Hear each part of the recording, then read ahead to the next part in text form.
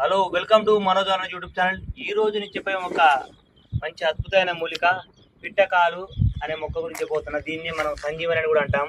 అంటే మన రామాయణంలో చూసుకుంటే లక్ష్మణుడు మూర్తి పోయినప్పుడు అంజడి తీసుకొచ్చినటువంటి సంజీవని మొక్క ఇదే. చూడండి, పచ్చగా చిన్న చిన్న ఆకులతో ఉంది. ఇగో ఇలా ఉంటుంది మొక్క. పిట్టకాలు మొక్క ఈ విధంగా ఉంటుంది. దీని యొక్క గొప్పతనం సంజీవని ఎందుకన్నా అంటే ఇది ఎండిపోయినా కానీ మళ్ళీ వాటర్లో వేస్తే తిరిగి పునర్జీవితం వస్తుంది కాబట్టి దీన్ని సంజీవని అంట. అంటే ఇది మరణం లేనిది అన్నట్టు.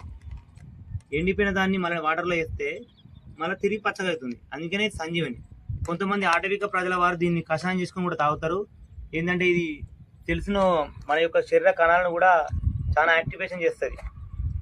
అదేవిధంగా ఈ సంజీవని మొక్కను మనం చిన్నపిల్లలకు ధూపం వేసిన చిన్నపిల్లలకు కూడా ధూపం లెక్క కూడా దీన్ని యూజ్ చేస్తారు. పిట్టకాలు ఈ విధంగా ఉంటుంది సంజీవని మొక్క. అంటే మనకు పిట్టకాలు ఎలా ఉంటుందో ఆ విధంగా ఉంటుంది అన్నట్టు ఈ చెట్టు.